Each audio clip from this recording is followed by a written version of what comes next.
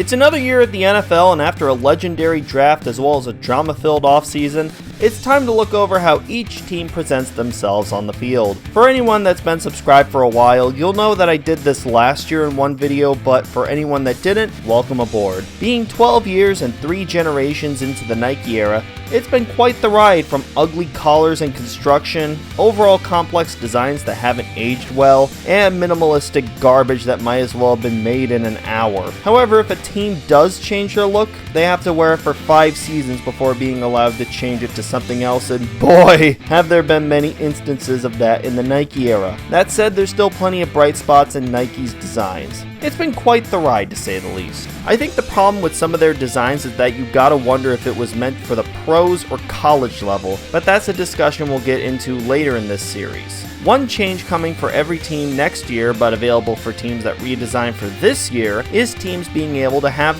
2 alternate helmets. Yeah, I guess the whole bullcrap about only allowing 1 helmet for the sake of head injuries is meaningless, especially when merch is involved. That and you swallow the whistle on some pretty egregious helmet-to-helmet plays. Then again, the 1 helmet rule from 2013 to 2021 was just the NFL trying to save their own ass when it came to concussion protocols and CTE. Meanwhile, the NCAA and CFL still allowed teams to wear more than 1 helmet in a season. And with Nike spending $1 billion to have the NFL license, you bet that they're gonna come out with as many jerseys as possible, whether or not they require an alternate helmet. A certain new jersey from the Texans is making people think that the NFL should dip into city jerseys, much like what Nike has done in the NBA and MLB. However, I strongly disagree with that. The NBA City Edition program has been getting stale lately, and half of MLB City Connects are either blue or black. And having a third league using that idea sounds like a terrible idea. That's just oversaturation right there. Frankly, the NFL should employ a throwback initiative like they did in 1994 for the 75th anniversary. Yeah, I know, you're just bringing back what's old and not creating new things, but what other jersey program could you do? Color Rush was a flop, so what new idea could they come up with? If you've got an idea,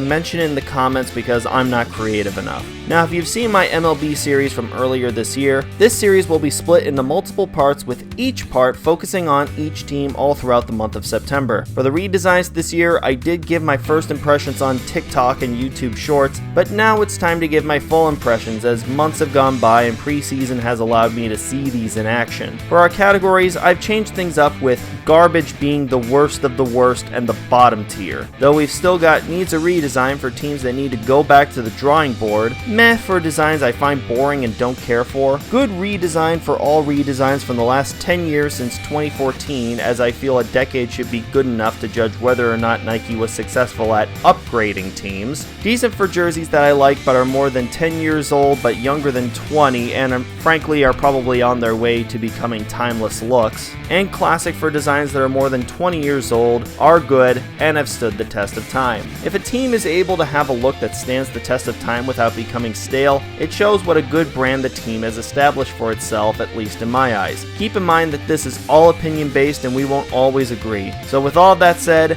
join me throughout September as we rank every 2024 NFL uniform starting on September 1st with the Chicago Bears.